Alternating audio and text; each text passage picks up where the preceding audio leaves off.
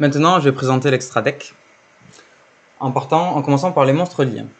Alors, Almirage, ça permet non seulement de protéger un de nos monstres d'une destruction, mais aussi d'avoir un monstre feu facilement, parce que vous pouvez invoquer Almirage suite à une invocation normale d'Aleister.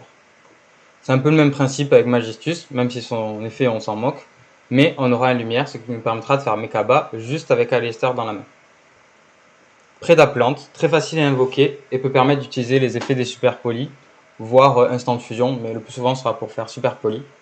Donc Prédaplante, elle peut transformer un monstre en ténèbres, et super poli, on pourra utiliser ce monstre avec la Prédaplante pour faire Starving Venom.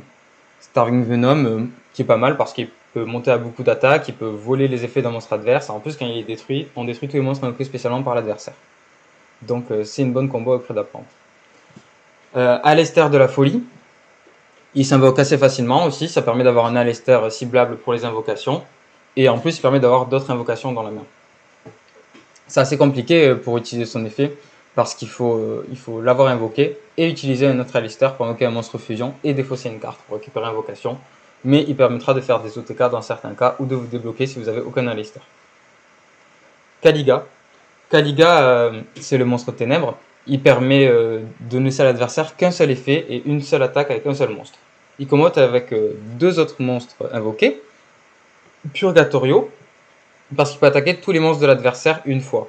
Et comme Kaliga ne donne pas une attaque par tour, mais nous permet d'attaquer qu'avec un seul monstre, ben on pourra faire plusieurs attaques avec Purgatorio, ce sera moins gênant. Bon, dans les faits, vous ne ferez pas trop cette combo, mais le plus souvent, notamment quand on jouera tour 1, on essaiera de mettre un Kaliga et un Mekaba, parce que comme Mekaba peut annuler un effet et que Kaliga n'en laisse qu'un seul, on annule tous les effets de monstres adverses.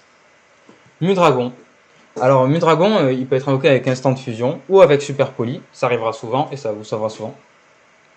Et ce qu'il a d'intéressant, c'est qu'il peut devenir de n'importe quel type, il est toujours inciblable, et il rend les monstres du même type que lui inciblables.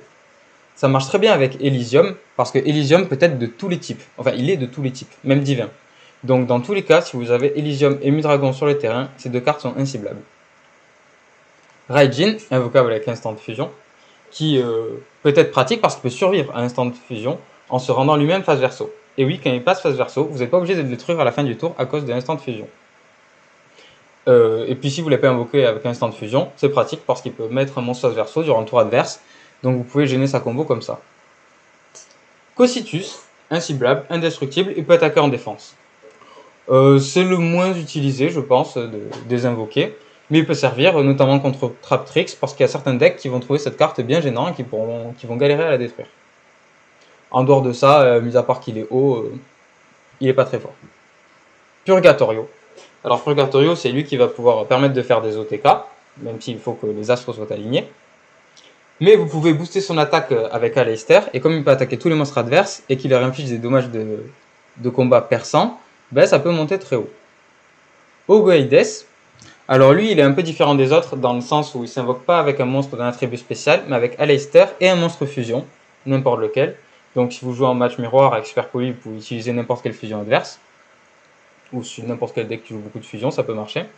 Et quand il est invoqué spécialement, ou qu'un monstre est invoqué spécialement, Ogoides, il peut détruire ce monstre. Donc c'est pratique pour avoir un contrôle pendant le tour adverse. Et en plus de ça, vous pouvez bannir un invoqué de votre cimetière pour qu'il monte à de hauts points d'attaque. Il va gagner le point d'attaque du monstre que vous avez banni. Attention, parce que si vous utilisez invocation, tous les monstres fusion que vous allez cibler avec invocation, ils vont être bannis. À moins que vous ayez dans la main, mais c'est pas possible parce qu'on ne peut pas avoir de fusion dans la main. Donc ça marche plus avec instant de fusion. Avec instant de fusion, par exemple, ou super poli, vous allez pouvoir envoyer des monstres invoqués au cimetière et profiter de leur effet avec Ogoides. Ça arrive pas souvent, mais par exemple si vous voulez faire un OTK, il faut pas hésiter à envoyer un monstre invoqué sur votre terrain au cimetière, si vous prévoyez d'invoquer Ogoides, parce que dans tous les cas vous allez récupérer les points d'attaque de ce monstre, qu'il soit sur le terrain ou banni dans le cimetière par l'effet d'Ogoides. Donc Starring Venom, on vient de le voir. Alors Magellanica, bon ben voilà, je vous laisse lire son magnifique effet. Bah, il en a pas, c'est juste qu'il est terre, donc vous pouvez bannir un monstre du cimetière adverse qui est terre. Et bah, ça met une grosse patate. Mekaba. Alors Mekaba, bah, c'est lui qui va vous permettre d'annuler. Faut pas trop miser sur Mekaba quand même, parce qu'il annule une carte en défaussant une carte, donc il ne fait pas tellement de cartes d'avantage. Mais il est très pratique si vous avez par exemple une carte très puissante à protéger, ou que vous redoutez une magie adverse, ou qu'il a plus beaucoup de cartes.